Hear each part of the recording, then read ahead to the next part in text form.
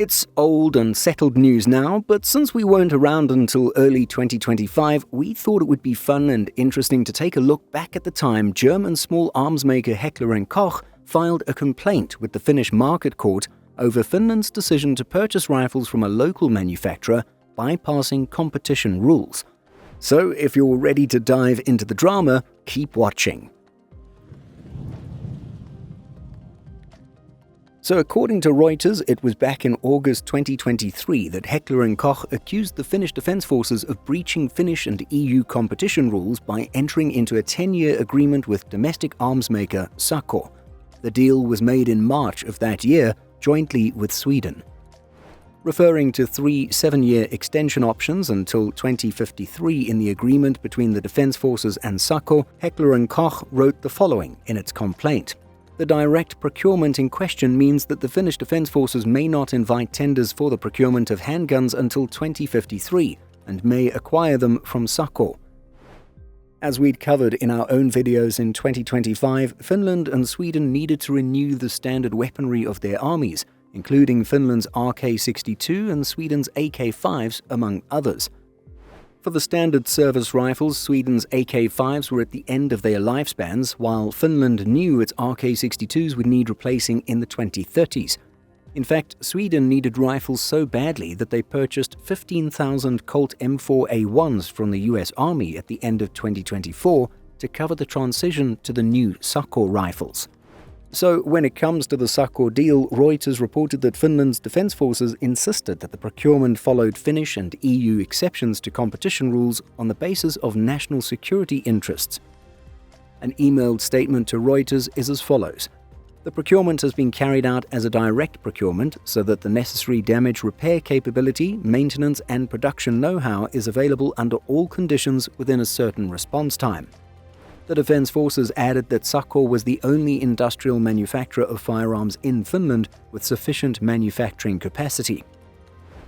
For its part, Heckler & Koch declined to comment when asked by Reuters, nor did it reveal if it had filed a similar complaint in Sweden. We did find an article stating that the administrative court in Stockholm decided in early 2025 that Swedish procurement authority FMV had the right to enter into a contract, concluding that the procurement was necessary to protect Sweden's essential security interests, and so Heckler & Koch did indeed file a similar complaint in Sweden.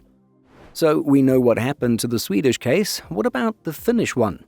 Well, in a press release dated May 17, 2024, the Market Court rejected Heckler & Koch's appeal concerning the Defence Forces' acquisition of assault rifles from Sako. The press release added that proceeding out without competitive tendering was in line with the Public Defence and Security Procurement Act 1531/2011, where the procurement was instead referred to a national operator under Article 346(1)(b) of the Treaty on the Functioning of the European Union. The government is quoted as saying, "A key reason for the direct procurement is the requirement for military security of supply. It has been estimated that to safeguard the key security interests of the state of Finland requires that the national production and maintenance capacity of small arms be maintained in Finland under all circumstances. The procurement is therefore a question of the key security interests of the state." So you can see that there's not too much more to the story. Heckler & Koch wanted its weapons to be considered and was shut out and denied the ability to participate in any sort of competition. We get why the German company would want to make some noise about a sole source contract to provide rifles to the militaries of both Sweden and Finland. There's big money on the line. Additionally, there's a good chance a weapon like the HK-416 could have won a competition on performance, given nearly 2 decades of service with Norway's armed forces in similar climates. Additionally, who doesn't love a good old-fashioned long and drawn-out service rifle procurement competition? Project Greyburn, anyone?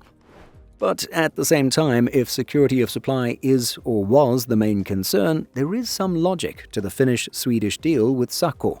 On top of this, Sako had been making the RK-62 for decades while also supplying Finns with sniper rifles and thus had a strong existing relationship with the military. However, it's not unheard of for foreign companies to set up shop locally for domestic production.